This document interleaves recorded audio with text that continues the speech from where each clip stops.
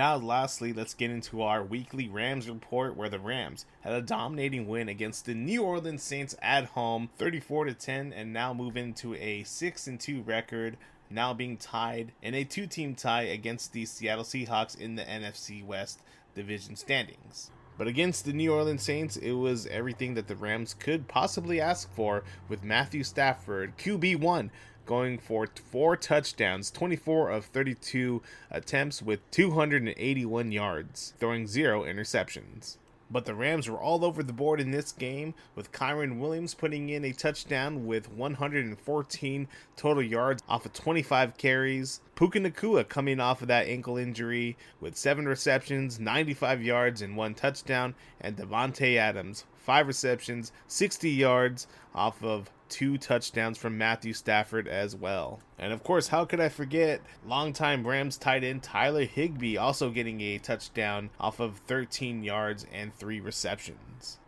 Now, although it was a blowout win for the Rams in Week 9, there was some concern coming out of this win, especially with the kicking up front with kicker Joshua Carty, as he missed another set of field goals in this game that really could have been the difference maker if the Saints were to have come back in this game. Thank God they didn't, but it's really going to make a difference down the stretch when games get tougher and the Rams can't continue to miss field goals. This is what head coach Sean McVay had to say about the kicking situation.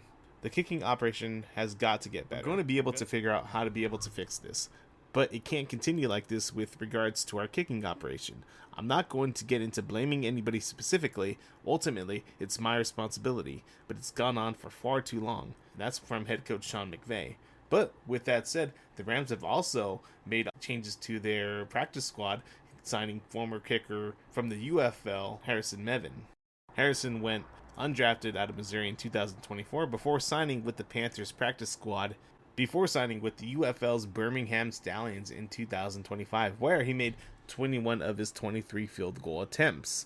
So look, if you're Joshua Carty, the starting kicker for the Rams, you have to know that your days are probably numbered with this team. It's gone on far long enough in which this has gone on, with you missing field goals. Now look, some of them weren't your fault, right? It could be the special teams, it could be the line up front, bad snaps, certainly that happens.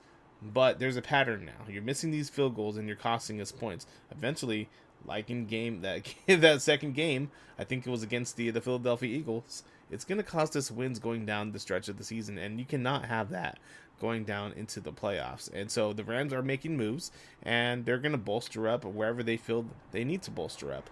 And they're also doing it in the running back position. They also signed former Rams running back Ronnie Rivers, who played 36 games with the Rams, primarily contributing on special teams. And this is from the Rams.com. He carried the ball 63 times for 249 yards and caught 15 passes for 85 yards. And so look, they're bolstering up not only the kicking position, but the running back position as well. So the Rams are doing their part to getting guys on the roster and certainly preparing for the stretch of the season. But with week number 9 behind the Rams and in the rear view, the Rams are now looking forward to week number 10 and getting back some revenge against the hated San Francisco 49ers in week number 10 coming up. And this time, this game will be in the Bay Area in San Francisco. And so look, the Rams coming off that loss back a few weeks back in Thursday night primetime action, and the Rams are going to look to not only become the number 1 seed in the NFC West, but to get revenge against the hated San Francisco 49ers and take back their spot in the bragging rights of who is the best in the NFC West.